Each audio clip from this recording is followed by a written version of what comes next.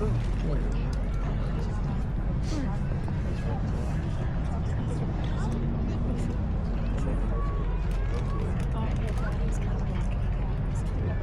okay. Are the bugs only over here?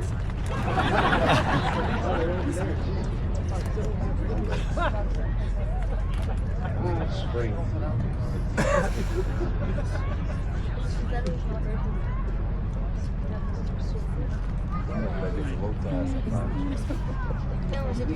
Falaram só verde.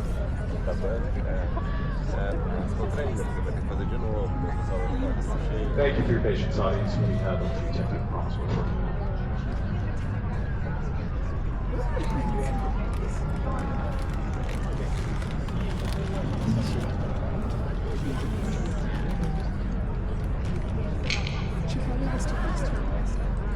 Ladies and gentlemen, can we have some applause, please, for intro?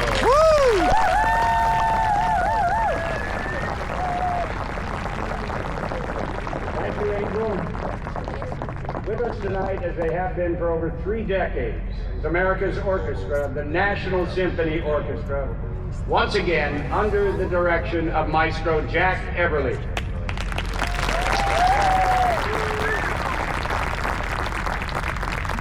In addition to our musical performances and stories about our war fighters and their military families, throughout this concert we'll also be hearing from active duty heroes sharing why they serve. Both my grandfathers served in World War II, one in the Pacific and one in the European Theater of Operations. My one grandfather landed on Omaha Beach on D-Day. My other grandfather was at Pearl Harbor on December 7th, 1941.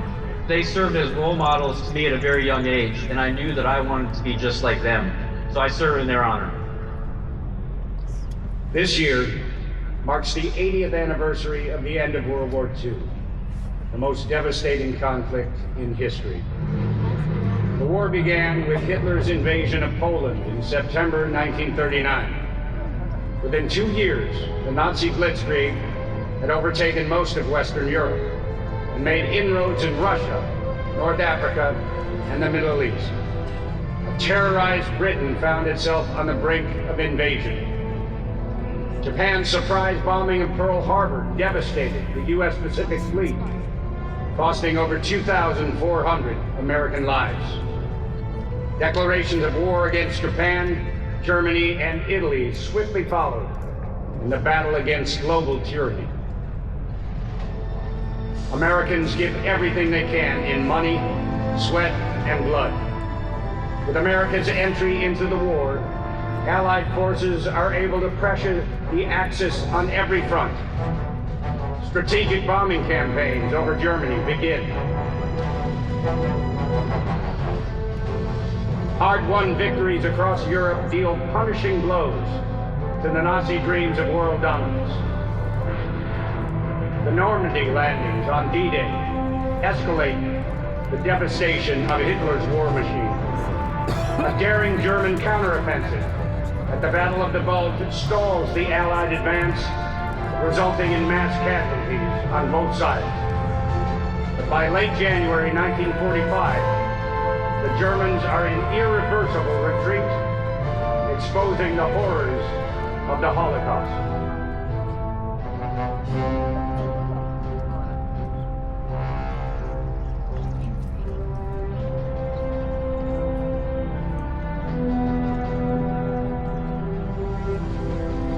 In the Pacific, the United States Army, Navy, and Marine Corps emerged from a grueling 3-year war of attrition across a series of islands and push ever closer to mainland Japan. Despite relentless kamikaze attacks, U.S. forces all but destroyed the Imperial Navy. The climax comes on a savage piece of volcanic rock, Iwo Jima, a final stepping stone to Tokyo.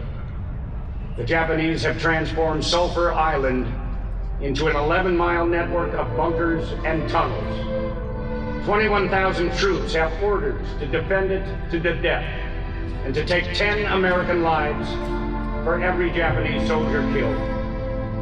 For 74 days, the U.S. Army Air Corps pounds Iwo Jima's 8 square miles.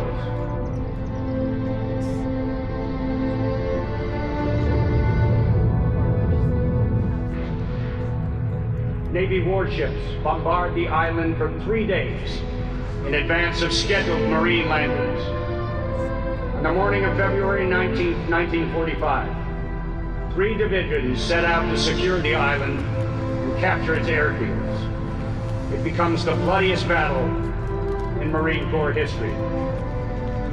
19-year-old Donald Graves was a part of the 5th Marine Division, a member of the 28th Regiment, 2nd Battalion, D Company. Here to tell his stories is acclaimed actor Robert Patrick.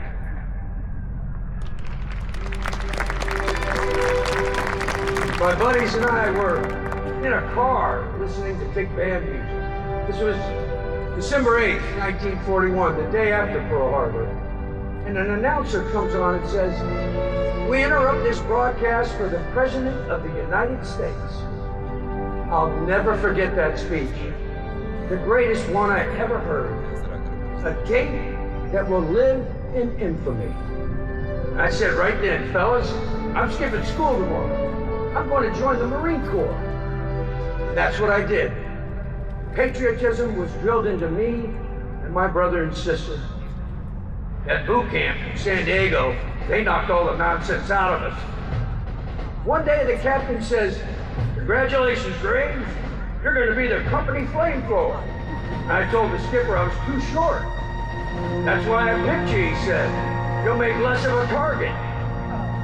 Those gas tanks weighed 72 pounds with 5 gallons of fuel.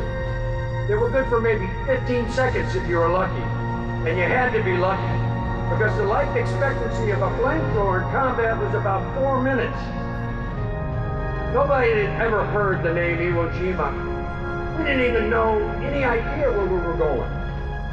The morning we landed, they served us steak and eggs for chow. All that time in the Corps, I'd never seen a steak. "Hey, buddy," I asked, "what's with the steak and eggs?" The guy laughed.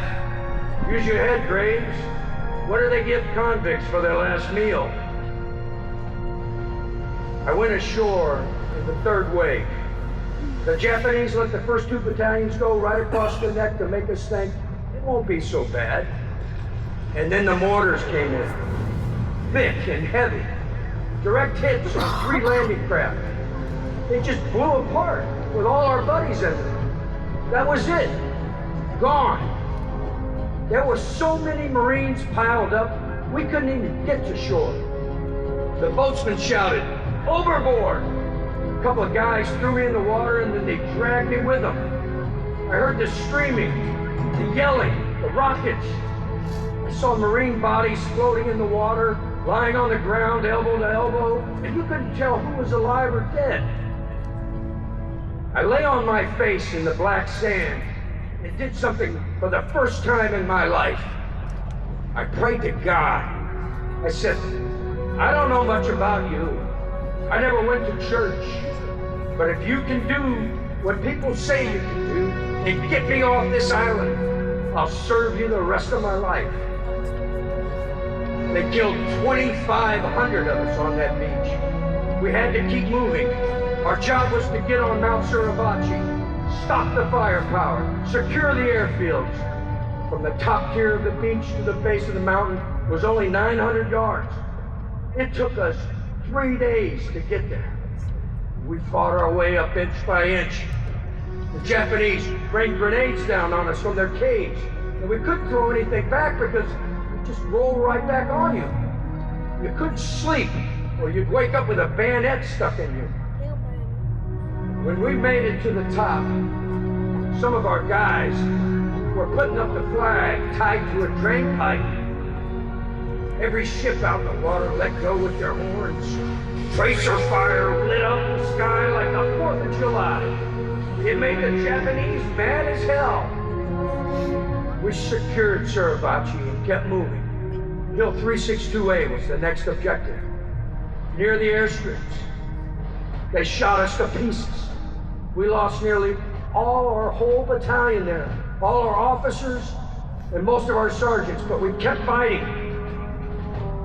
I was in a foxhole with 2 machine gun spotters when the company commander radios to be on the lookout for snipers. And I looked through the glasses. I couldn't see anything. The commander said, "You got a replacement coming." 10 minutes later, this kid showed up and I gave him the glasses and we were talking Marine talk when the kid's head snapped back. His helmet flew off and landed at my feet.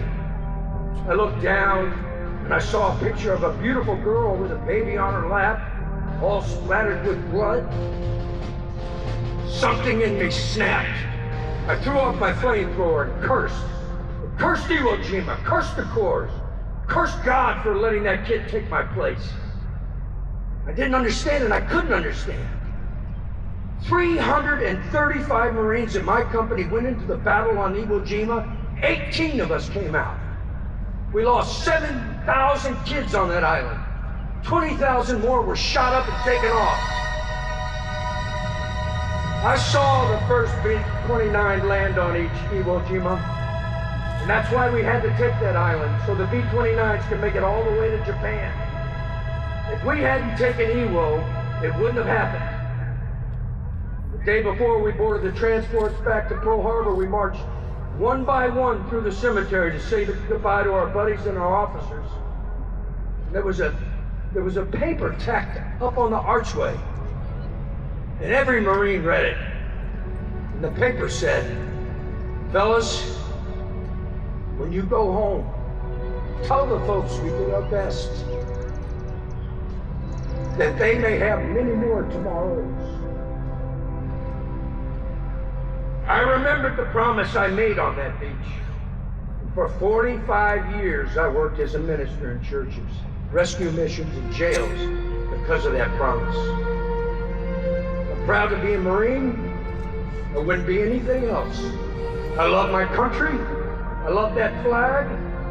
Think of where we would be right now if we hadn't answered the call and fought those battles.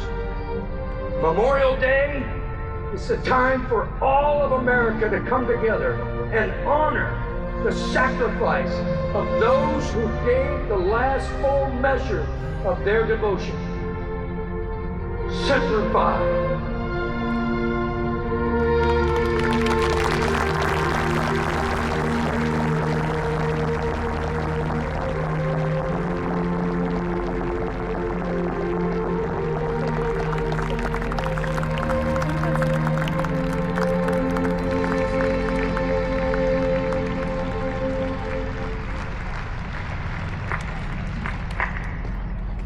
More than 80 million people, civilian and military, are estimated to have perished in the fight for freedom that became World War II.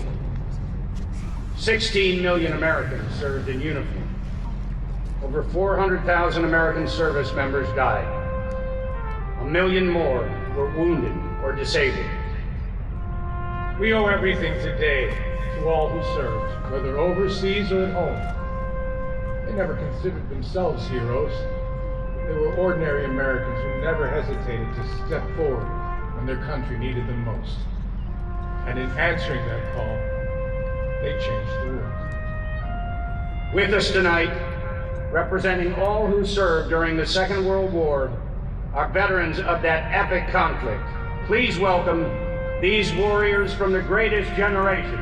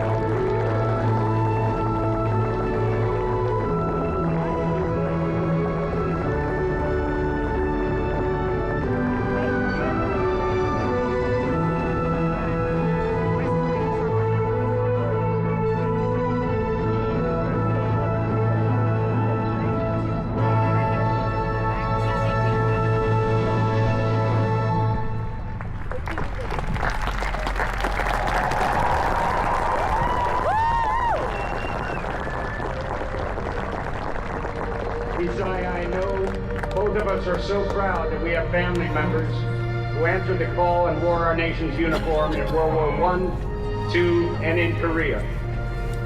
Honoring their service is just one more reason that we're here tonight. Gary, I know that there's one more Sinise family connection to this tonight's concert that I know has got to make you proud, profoundly so. You see, this music that you're hearing now is called The Rise. With the help of his friend Oliver Schnee, this powerful piece was composed by Gary's late son, Max Sinise.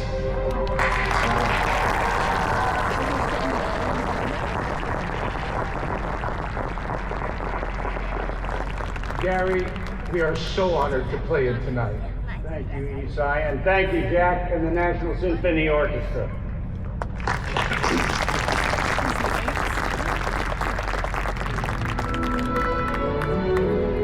With us being on the 250th anniversary of the armed services, what that makes me feel as a sailor is a sense of pride that I'm a part of the history of this country. My grandfather served in the Navy in World War II, and I figured why not keep that family legacy, so that's why I decided to join the Navy. The reason that I continue to serve is that I truly feel in my heart that the world needs warriors and people to fight for those who can't fight for themselves.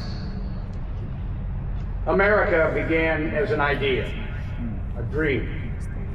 The blood of those who placed duty before self made that dream a reality. Our armed forces answered the call to service even before the United States became a nation. Then, as now, its members came from all walks of life, from towns and cities and factories and farms, from one end of the country to the other. We enjoy our freedoms today because of what they accomplished. This year marks the 250th anniversary of the birth of our armed forces. On April 19, 1775, the shot heard round the world was fired on Lexington Green when militiamen from Massachusetts faced off against British forces. 2 months later, the Second Continental Congress authorized the establishment of the United Fighting Force drawn from across the colonies.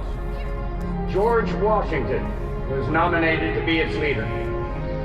Over 8 arduous years of struggle with Great Britain, what emerged as the United States Army became the symbol around which 13 fractured colonies rallied and ultimately won their freedom.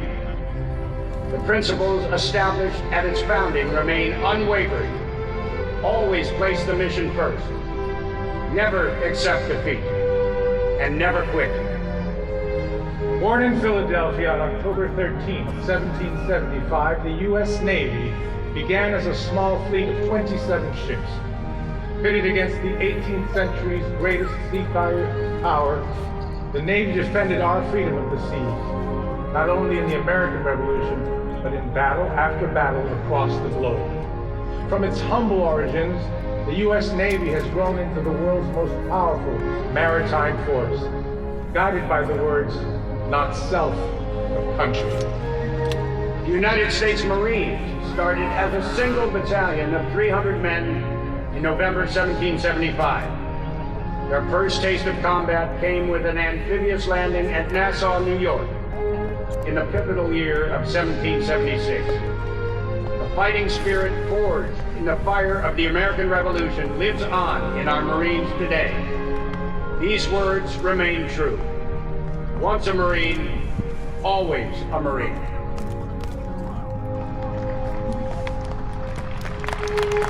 Though their missions differ, the United States Army, Navy, and Marines share core values: Duty, honor, courage, commitment. Our armed forces gave birth to our nation. Today, they sustain the nation's freedoms on land, sea, and in space. This Memorial Day, we salute their selfless devotion to an America made possible by their sacrifice. Our Army, Navy, and Marines have always been proud to serve, and we as a grateful nation owe them our thanks. More than that, we owe them our country.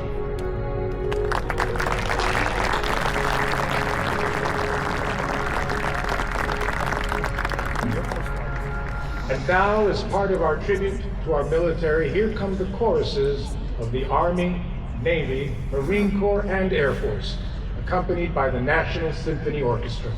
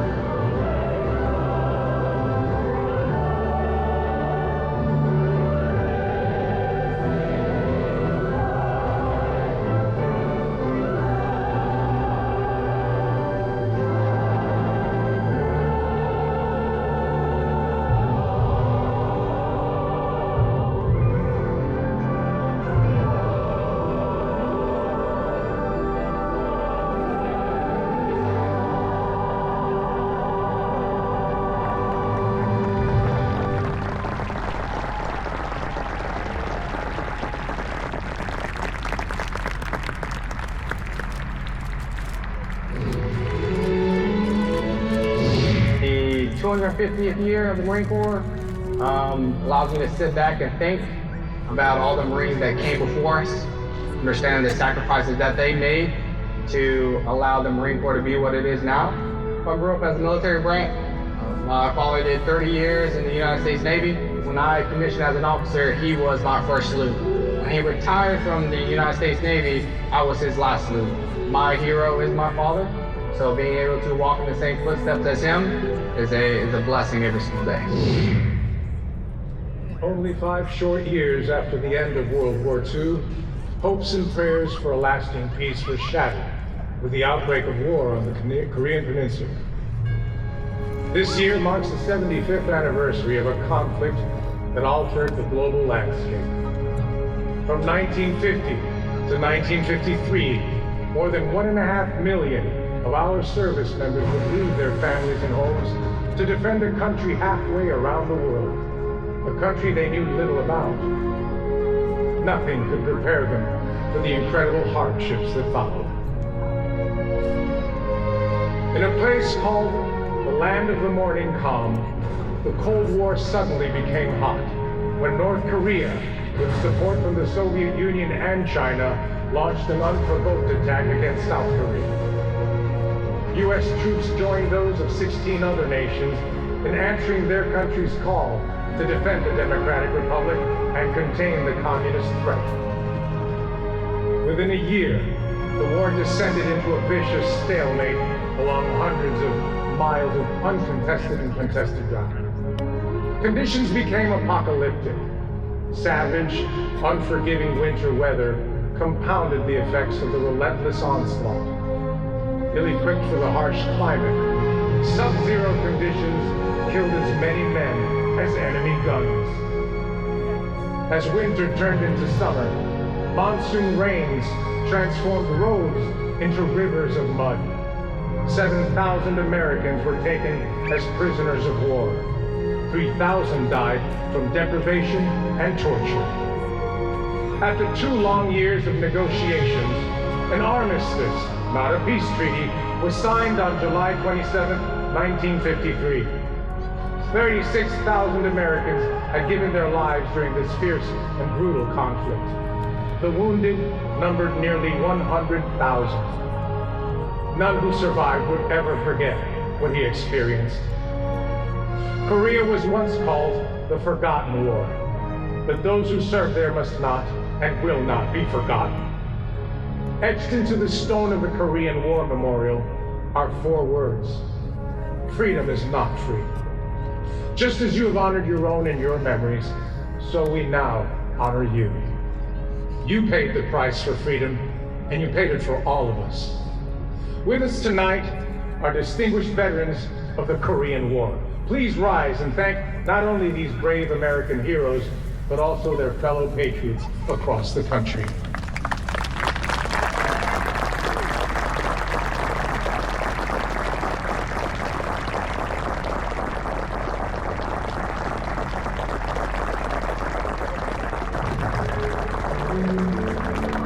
I'm part of an institution that's older than the country itself, an institution that's 250 years old. I've done combat missions, humanitarian missions, and it's been an excellent experience. But I'd say the best part are the people that I've met along the way, and the people that I've got to serve with, and that's what really makes our Army great.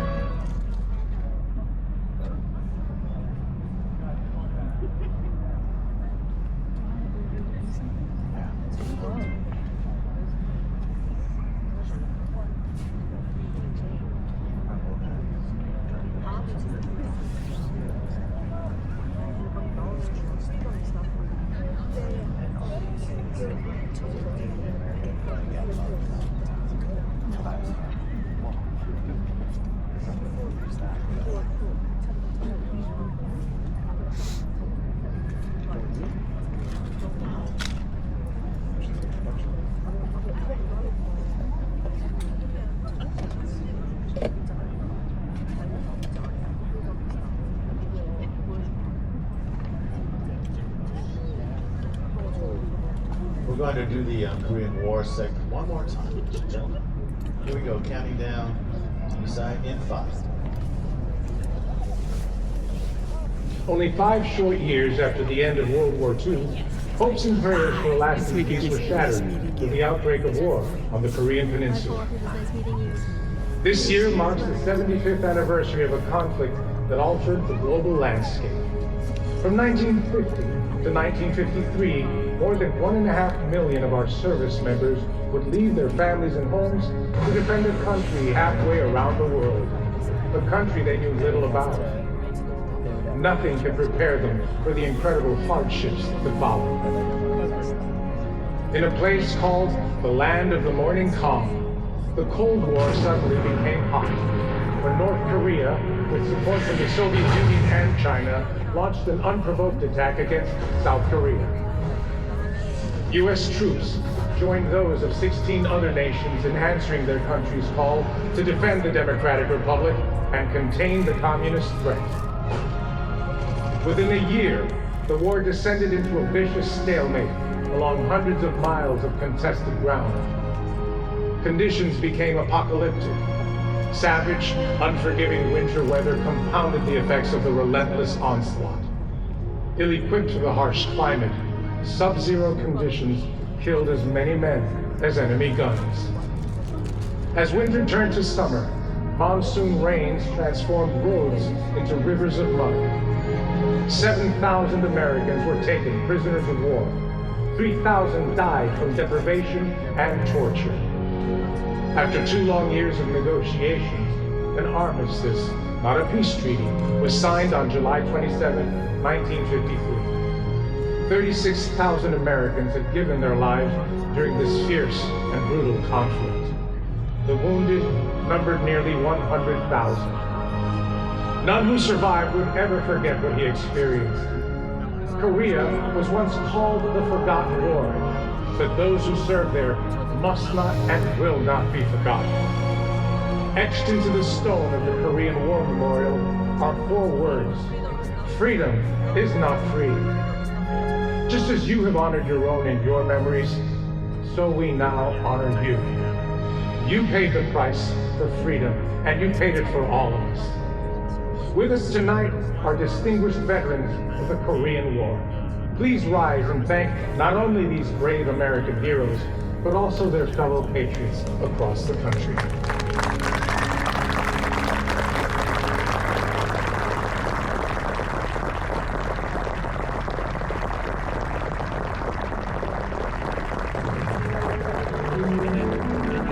I'm part of an institution that's older than the country itself, an institution that's 250 years old. I've done combat missions, humanitarian missions, and it's been an excellent experience. But I would say the best part are the people that I've met along the way, and the people that I've got to serve with. And that's what really makes our Army great.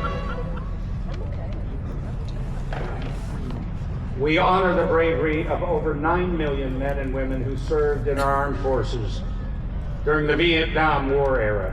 Volunteers and draftees alike answered the call to duty. They fought the war they were given, fought it to win. Vietnam was like no other war in America's history.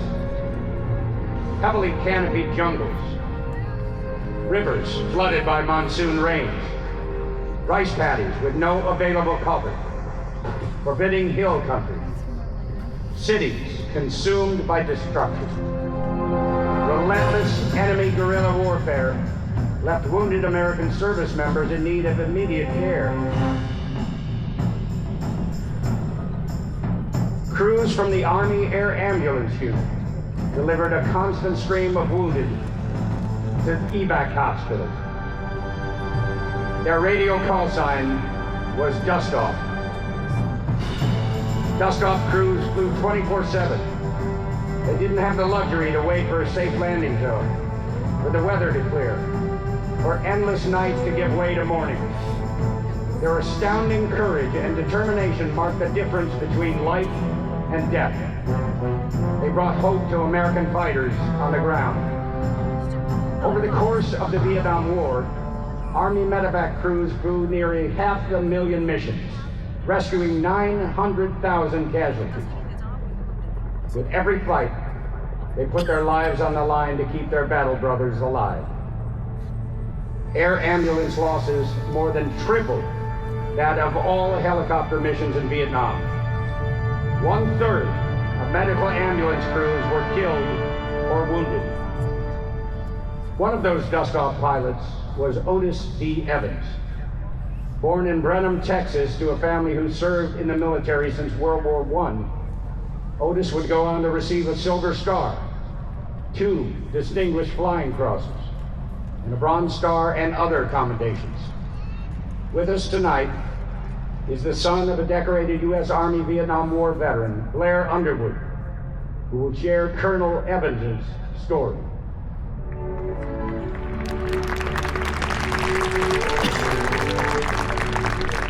I am a member of a family of 6. My father was a Navy seaman in the Pacific during World War II. He was proud of his service. In college, I did 4 years of Army ROTC. Must have been good at it, because I ended up being Cadet Brigade Commander. From there, I joined the Army. I knew at some point I'd probably end up in Vietnam. I figured I'd be a medical administrator. It didn't work out that way. The Army needed medevac pilots. I was deployed to Vietnam in '68 and assigned to the 101st Airborne, flying one of their helicopter ambulances. The dust-off call sign came from all the dust the rotors would churn up when the choppers landed. I'd only been with the 101st for about 2 months, but a bunch of us were sent south to fly with the 45th Air Ambulance Company out of Long Binh. That was a baptism, and I mean by fire. The war became very real, very quick. I was confident in my ability, but I'd never flown in combat. We got a call to pick up a soldier who had a life-threatening chest wound. But while we were on final approach, 2 rounds came up right underneath my armor-plated seat. I knew for sure I was hit. The crew chief flipped the seat back and said, "Don't worry, Lieutenant. There's no blood. You're all right." And we went right back in again. You get 2-3 missions a day like that. Picking up people in hot landing zones. Never knew what we were going to get. So you had to be prepared for anything. We were never in an area for more than 15 minutes, but it felt like a lifetime. The first 3 weeks, the toughest thing was the smell. You could see the blood and carnage, but the smell, you never got used to it. Then you became numb to it, and you just did your job. The worst thing was to lose a patient in flight. You never forgot those faces. It was hard not to wonder, how are his parents going to take this? That's a heavy responsibility. You didn't leave that kind of environment without some baggage, some scars. But the game changer was picking up the wounded in the field, in the middle of a firefight, day or night and all weather. We let people know, you got somebody hurt, you need help, call us. We won't leave until we've got you wounded. That was our dust off motto. There was a time we called the golden hour. You got somebody out into a hospital within 60 minutes. Their chances of survival were pretty good. That was a great feeling. For the ground troops, the sound of our rotor blades meant help was on the way.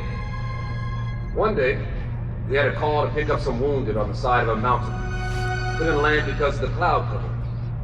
I went back to the fire base and this one-star general says, "What's the problem, Captain? Can't do the mission?" I popped right back and said, "Sir, there ain't a mission I can't accomplish." I flew back, circled over the area, asked the guy on the ground to shoot up a flare. He came straight through the clouds, floated down real slow. I just followed it until I popped out above the trees.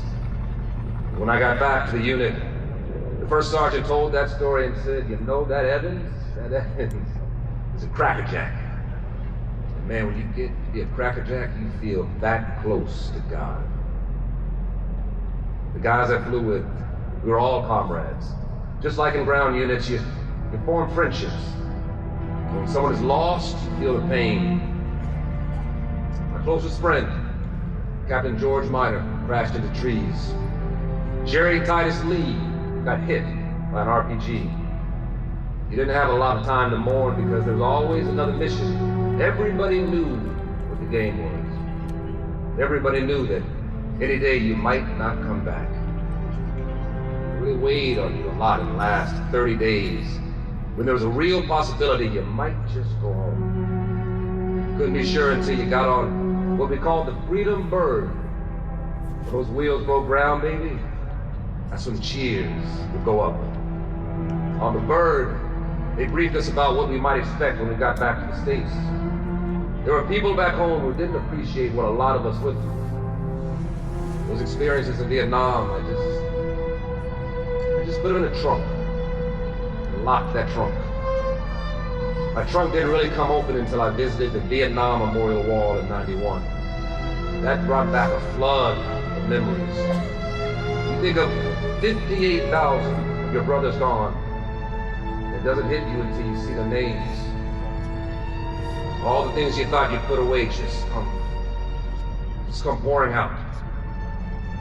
What you need to know about healing is you have to rake that stuff around, try to understand it. But if you bottle it up and pack it away, you can't deal with any of it. I served the Army for nearly 30 years. After the flying thing, I got into healthcare administration. I'm honored to have worked at Walter Reed Military Medical School, Medical Center. I'm mostly retired, but still working to create museums and memorials to honor the fallen. When we talk about soldiers, we think about what they achieve instead of why they do what they do. But once you're in combat, you form a brotherhood. I fight for you, you fight for me, we fight together. We can survive. Folks paid a high price to put us where we are. We need to reflect on that.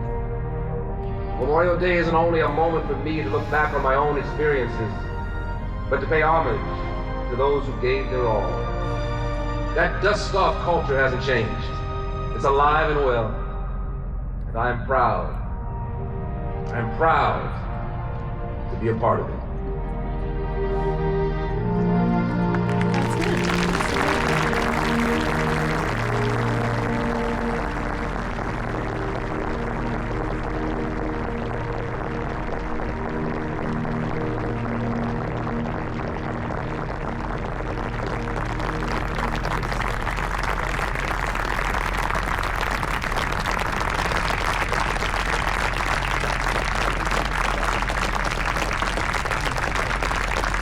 With a performance dedicated to all those who served in the Vietnam War era, here is Yolanda Adams.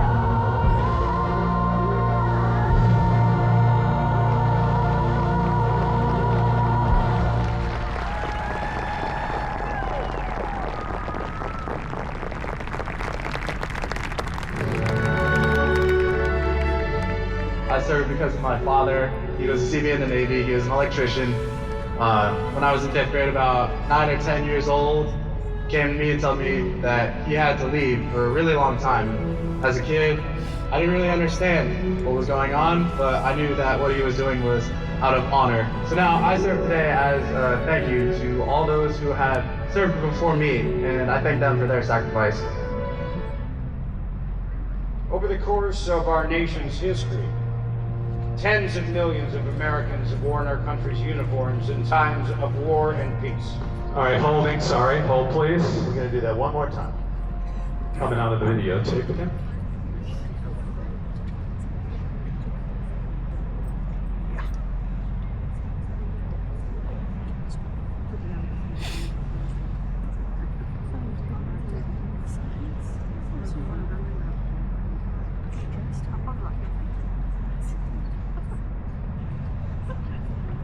We'll start with Gary. Okay, counting down. We go 3, 2. Over the course of our nation's history, Tens of millions of Americans have worn our country's uniforms in times of war and peace. Only a select few of those warfighters have received our nation's highest award for personal bravery in combat, the Medal of Honor. Joining us tonight are 4 Medal of Honor recipients. Major General Patrick Brady, U.S. Army. While serving in the Vietnam War as a dust-off pilot, Brady volunteered to rescue women, wounded men from a site in enemy-held territory, successfully evacuating 51 injured men, many of whom would have died without prompt medical treatment. Colonel Paris Davis, U.S. Army. While returning from a successful raid in Vietnam, his company was ambushed. Despite 2 painful wounds, Davis refused medical evacuation to remain with the troops, providing pivotal leadership as the company repelled several Viet Cong assaults, not leaving the battlefield until all friendly forces were recovered. Petty Officer Robert Ingram, U.S. Navy. While serving as a corpsman in Vietnam, Ingram sustained 4 bullet wounds while administering aid after his platoon ranks were decimated by rifle fire from approximately 100 North Vietnamese regulars. Though severely wounded, Ingram doctored his Marines for approximately 3 hours, saving many lives. Master Chief Edward Byers, U.S. Navy SEAL. While on a rescue mission to save an American-held hostage in Afghanistan, Byers engaged a guard who was aiming an AK-47 at him, shielding the hostage with his body, and restraining an enemy guard until a teammate could eliminate him. Let's show these heroes our deep and heartfelt appreciation.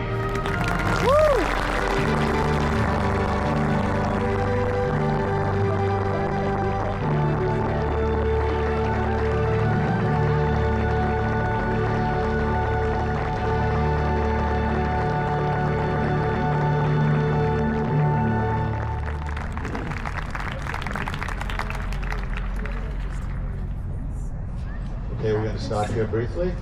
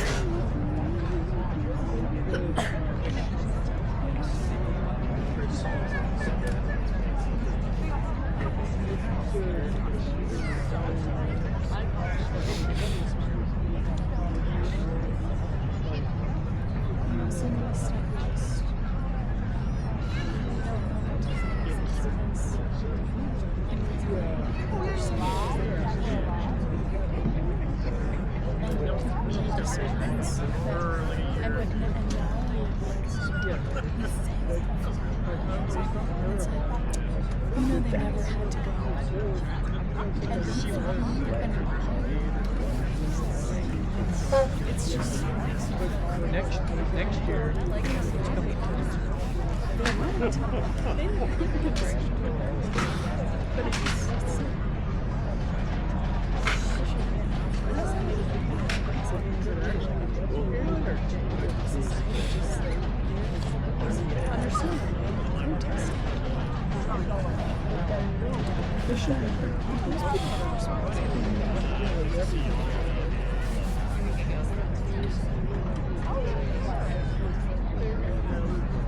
Well, I think there's a difference.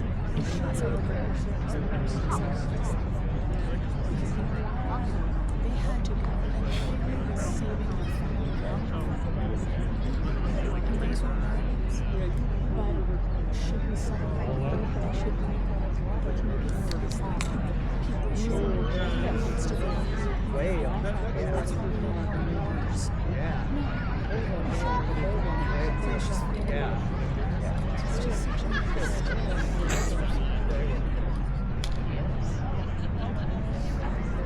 She was I know, yeah.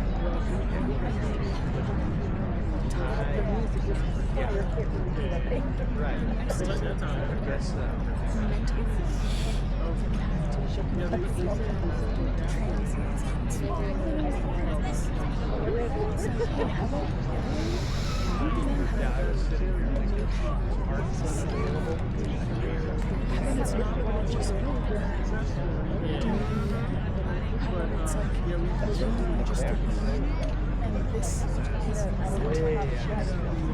This is not how humans were created. No one was created to take the situations. And acting out of superhuman. Acting like superhuman for a time.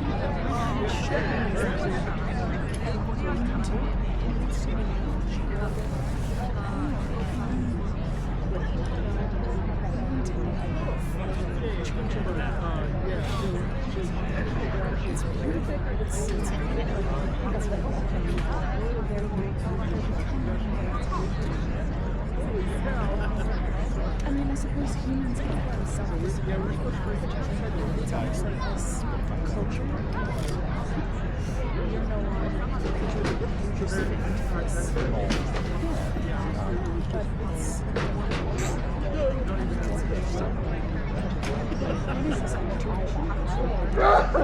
It must be the way.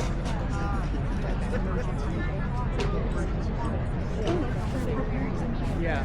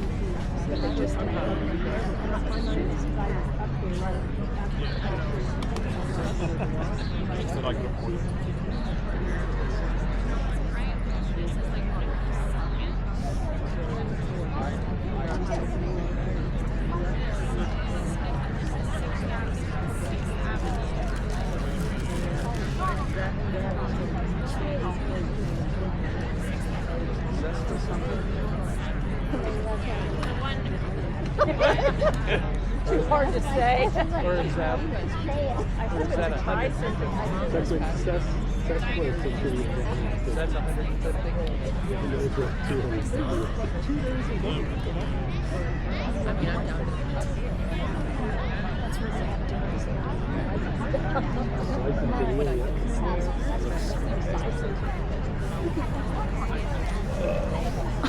Say it.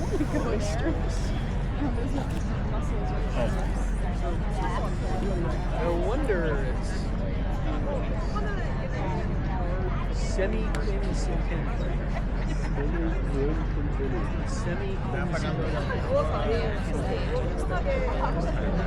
Right. So half 500.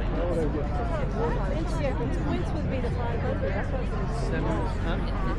That's interesting. Like video things, I thought all of them. Like I thought he comes on stage.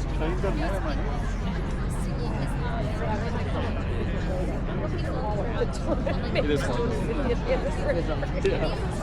So complicated. U.S. Senators also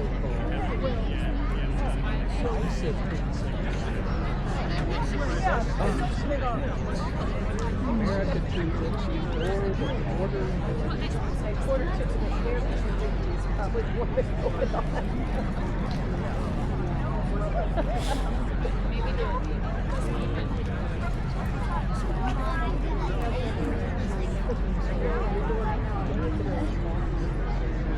It's who cares? You know, I think all other countries that came and seen the whole ships and all that. They're gonna be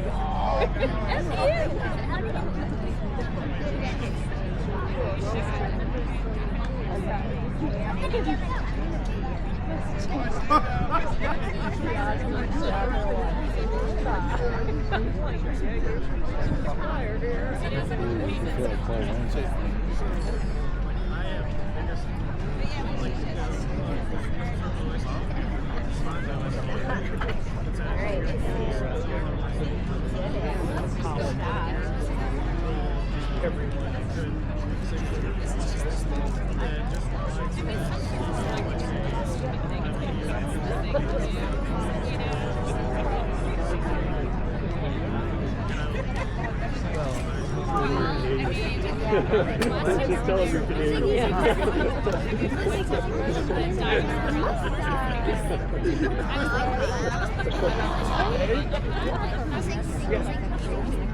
They are nuts down there. I'm not over there. Oh my god!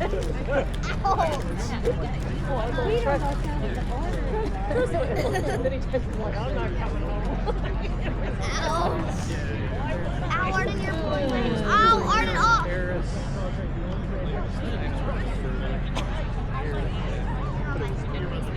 Whatever it was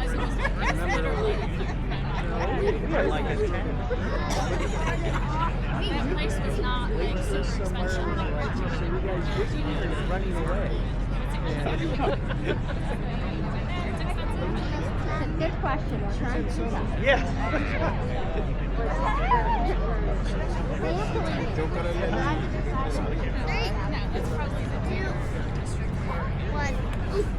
Jump up. When I say one, you jump. 3, 2, 1.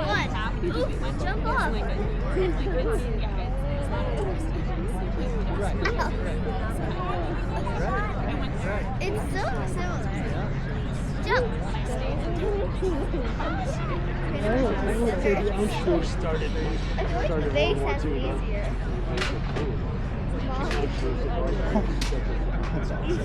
Arden, don't let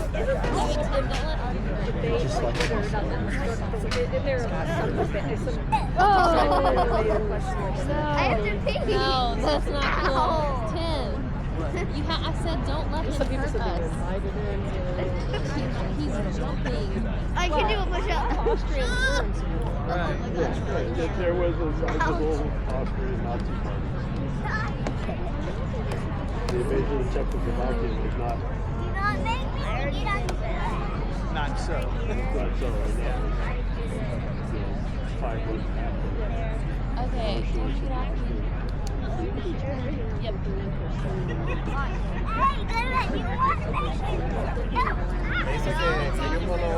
Looking on the camera. Okay, they're back. I feel like they need to have pretty much of an all-nighter.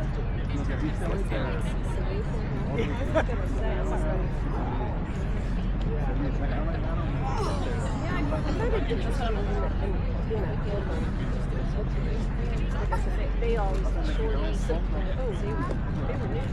And I've always known that there's like a wasn't that.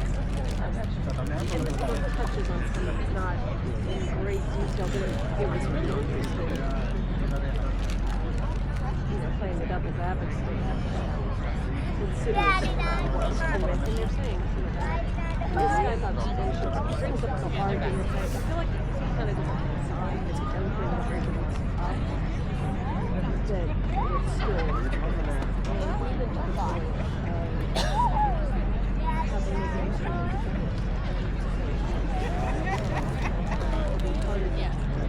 Really great.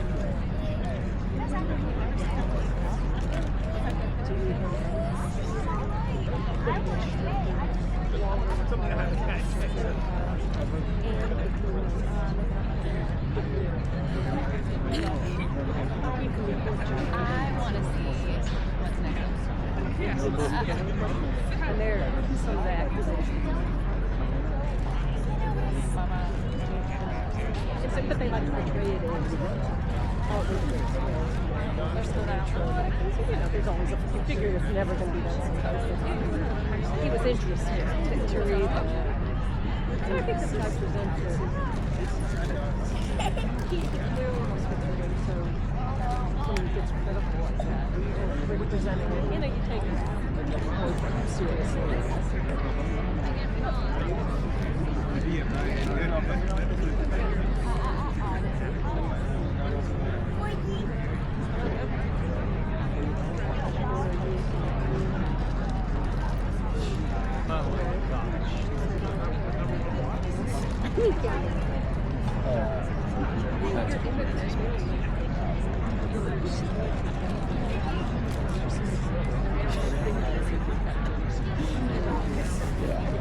I thought that's what you were going to say.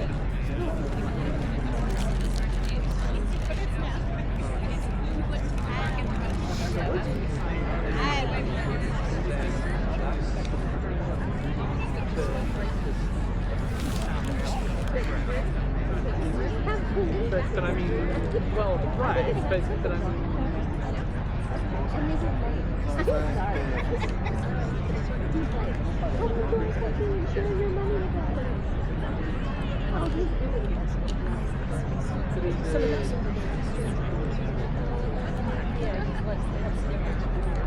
They're actually not looking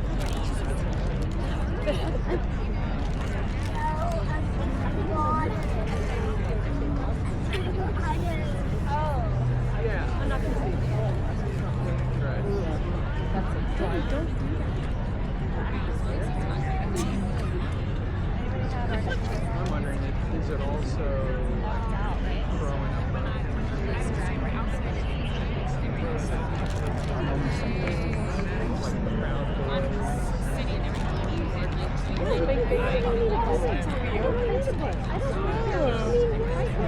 Educated stuff.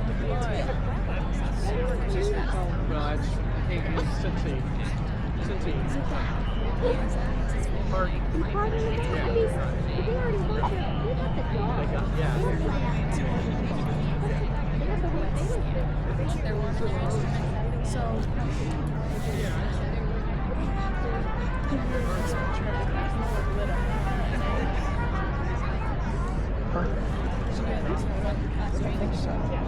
I can turn around and do it.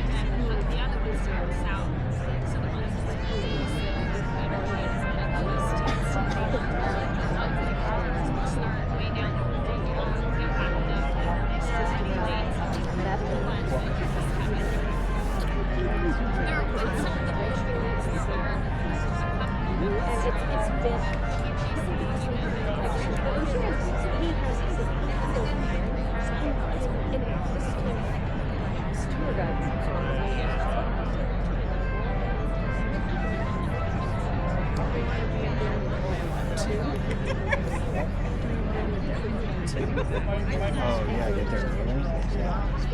Flight's at 3:30.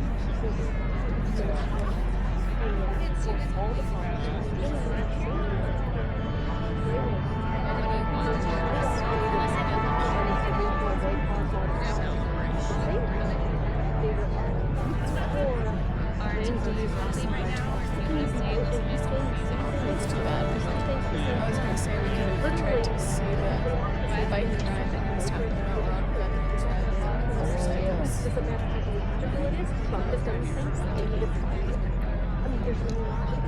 So if your flight's at 3:97, what time do you need to go? It's an international airport. It's not an international airport. I would be there 2 hours early. Yeah.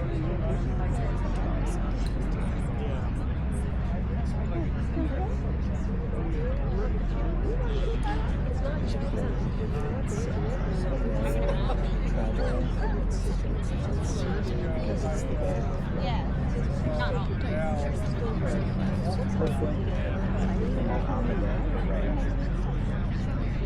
They're getting their fixes.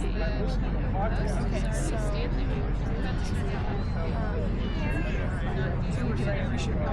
Okay, we're back from our break and we're going to continue. Stand by, please, in 10 seconds. Here we go. 8 seconds. 7, 6, 5, 4, 3, 2. From George Washington's year-long siege, the British occupied Boston at the outset of the Revolutionary War. America's brave service members have shown their dedication defending our nation's freedom. In the last half-century, our all-volunteer force has given everything to keep us safe and secure.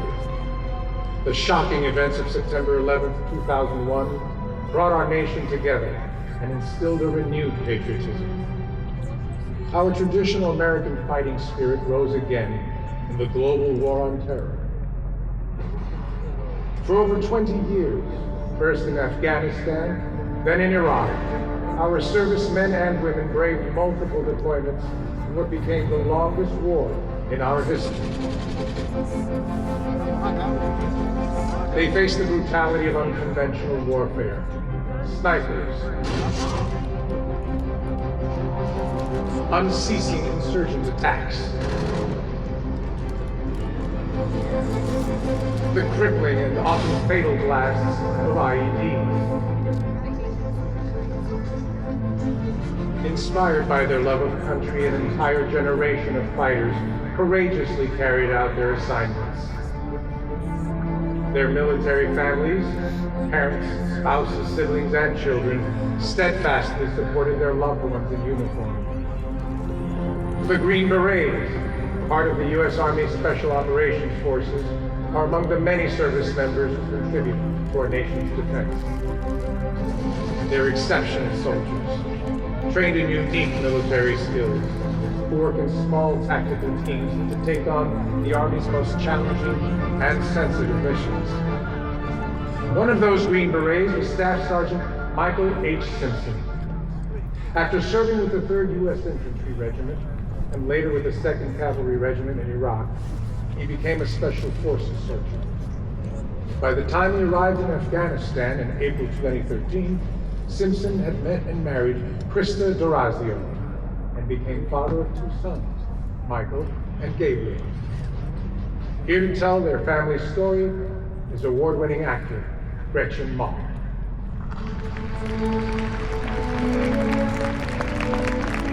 Mike's whole family was military. He was so proud of that. Every morning Mike would say, "How's it feel to be married to a big bad Green Beret?" And I would say, "Well, baby's crying. Can this big bad Green Beret change a diaper? Show me what you can do."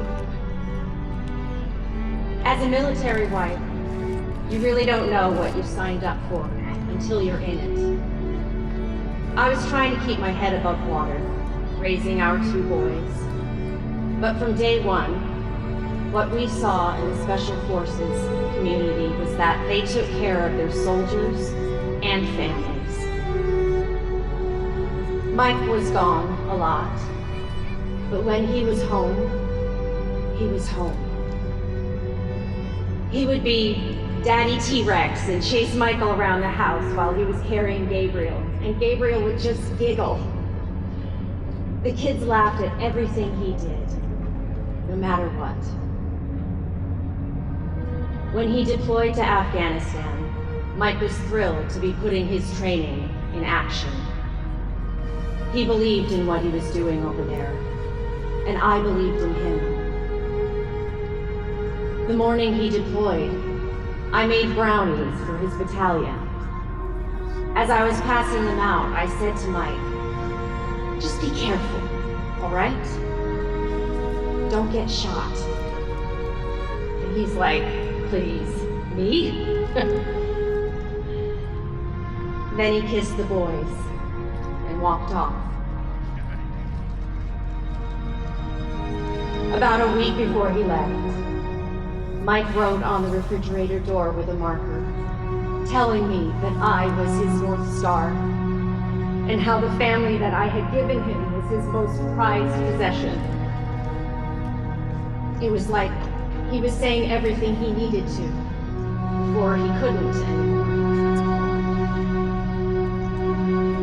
The morning of April 27th, I just put Gabriel down for a nap when my phone rang. It was Mike's company commander. He told me that Mike had hit an IED and was in critical condition. Somehow, I found the strength to call Mike's family. I tried his parents first, and then I called his oldest brother, another Green Beret. I'll never forget the sound of his scream. When we got to the hospital in Germany, I asked to see Mike alone. He had blood on his hands. I used a washcloth to clean him up as best as I could. All I could think was, His mom can't see him like this. I did everything not to fall apart. His family came in and it was excruciating to watch them. I called Mike's team and said each time, I am so sorry, but you're going to have to say goodbye. I put the phone on Mike's shoulder. I have no idea what any of them said, but I felt like he could hear them. Then I climbed in next to Mike and whispered, I could do this forever if you just stay. I could do this forever. He took his last breath later that night.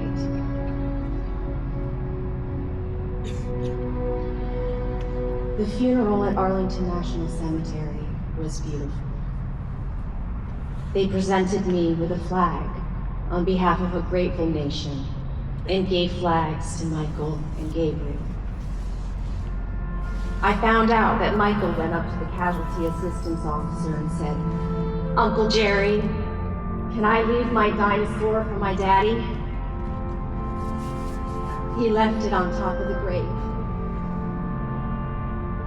A few months later, I was sitting with the wife of Mike's commanding officer and I said, when is this pain going to go away? And she said, if you could get rid of that pain right now, but it meant that you had to forget all of the love and joy that Mike brought to your life, would you do it? That was an easy no for me. It still hurts today. It's worth it. I stayed part of Mike's unit when they came back from Afghanistan. His buddies got to see Michael and Gabriel and share their Mike stories with them. Our soldiers train for war, but they don't train for the other side of war. I needed them to see that we were okay. Mike had a friend in his unit, Gus Anderson. Gus grew up Catholic like me, and he started coming to Mass with us. On Easter 2015, I went down to Texas to visit Mike's family. I told them about Gus and me. Mike's mom said, I've been praying that you would find someone. That was 10 years ago. Today we're living family of 4, but really, we're a family of 5. Now the boys say they have a dad in heaven and a dad on earth. I've come to understand that if you take the blinders off from looking at your own tragedy, there are so many gifts along the way. Because of the gratitude I have for all those who supported us, now I help Gold Star families navigate tough times. I organize a Memorial Day run each year in honor of a different fallen hero. Mike can't serve anymore, but I hope he would be proud of what we do to help others. Mike was always really good at sharing how he felt about what his family meant to him. So often, people pass away, and we never hear their voices again. But Mike left us a voicemail we can hear whenever we want to. What a gift that is to have. On Memorial Day, we share our fallen loved ones' stories. And if you have a chance to retell those stories, do that. If you see someone with a bracelet like this, ask about the hero whose name it carries. Honor them. Cherish them. But always remember them.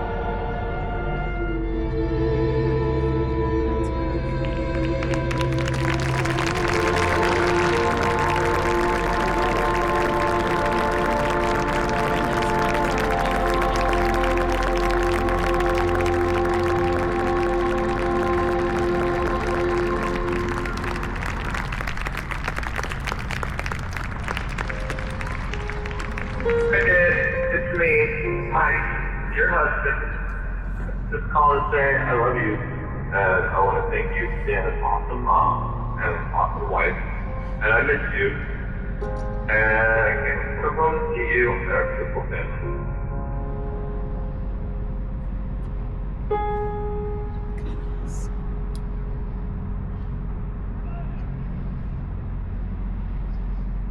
When I wake up in the morning, after dreaming of your face, and then the sun shines down your light straight to me. It's like you never went away.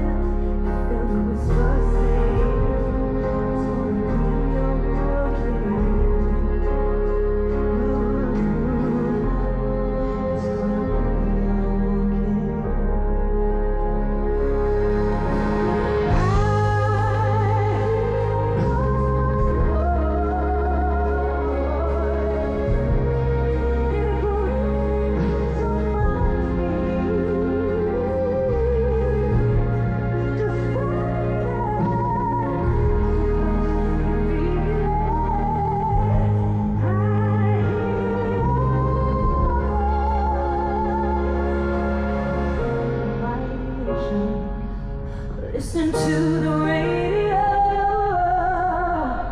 when I'm least expected.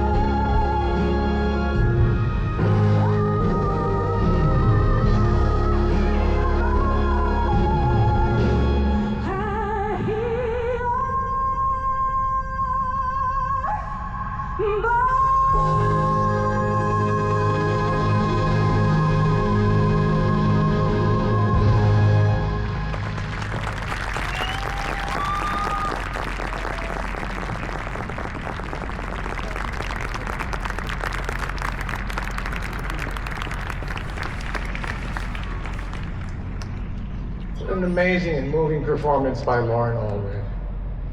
Holden.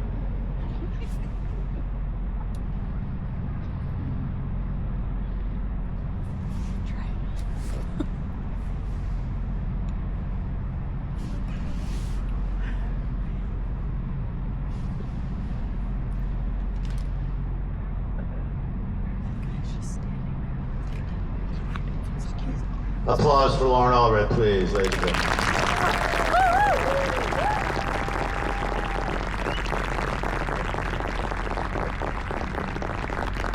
What a moving performance by Lauren Allred.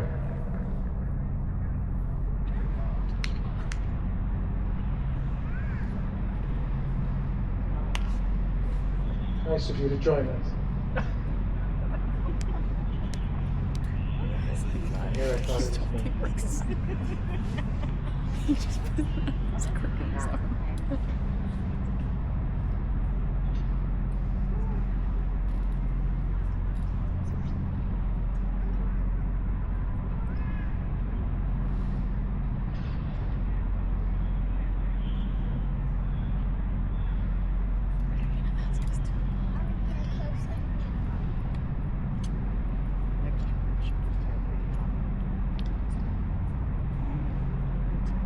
Once again, applause please for Lauren Allred. What a moving performance by Lauren Allred. We remember all of those who made the ultimate sacrifice for our nation since the dawn of the Republic from 1776 until today. They paid the supreme price for our peace and for our freedom. And it's for those heroes and their families that we have Memorial Day. It is for them that we now play taps.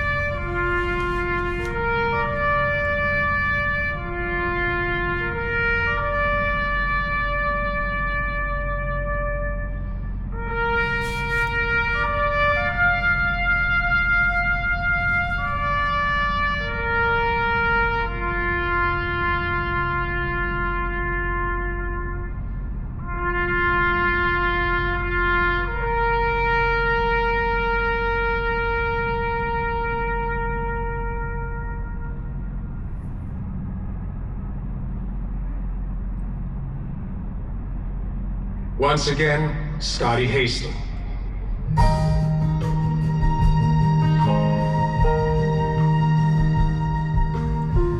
Almost got all my things done. Every picture that I have, every handwritten letter sent to you.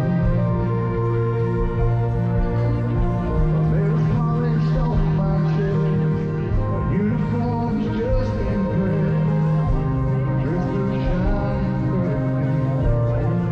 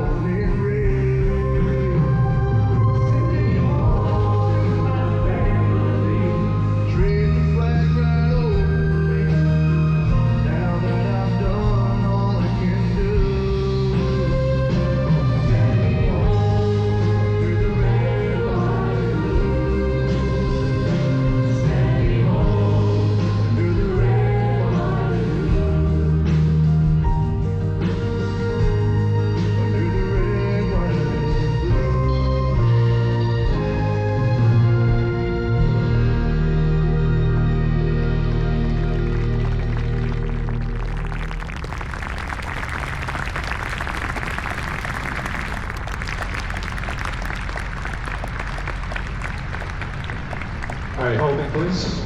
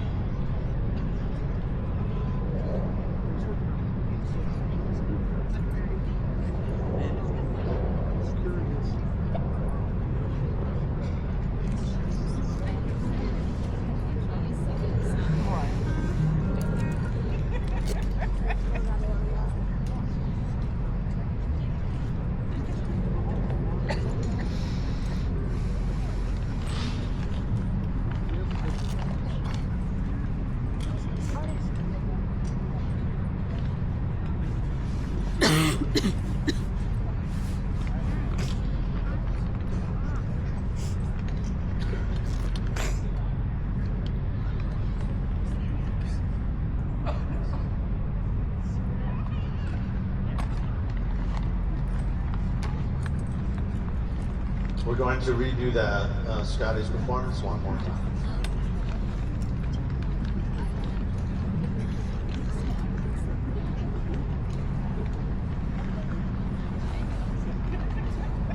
Here we go, everyone. 5, 4, 3, 2. Once again, Scotty Hastings.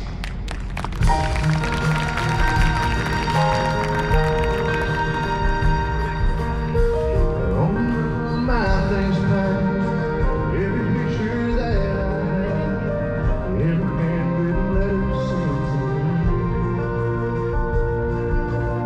I never polished on my shirt, my uniform is just in there, my dress will shine perfect.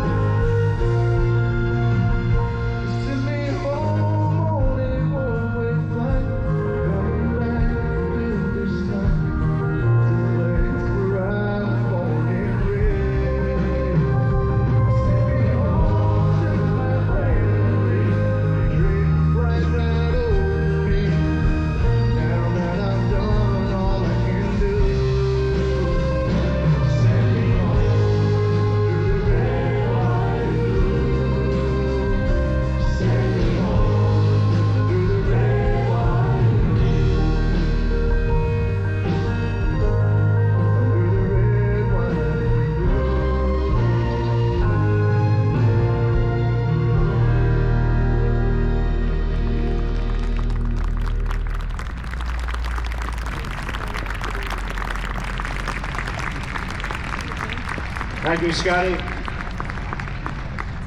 You joined the military in 2010, and then you deployed to Afghanistan. Tell us what happened in April of 2011. Yeah, I was on patrol in the Kandahar province of Afghanistan. I was the guy in the front looking for IEDs. We made contact with the enemy, and I was shot 10 times before I even had a chance to grab my rifle. Your road back was hard, and learning to play the guitar was part of your recovery. And now you do so much to help your fellow veterans with a focus on talking about connection to your military buddies. How does that help? Just as musicians connect with listeners through their songs, it's important for veterans to stay connected with those we served with when we come home. And if you need help, be sure to reach out. For veterans and their families who want to learn more about the help that's available, or if you want to lend support or volunteer, please go to our website for more information.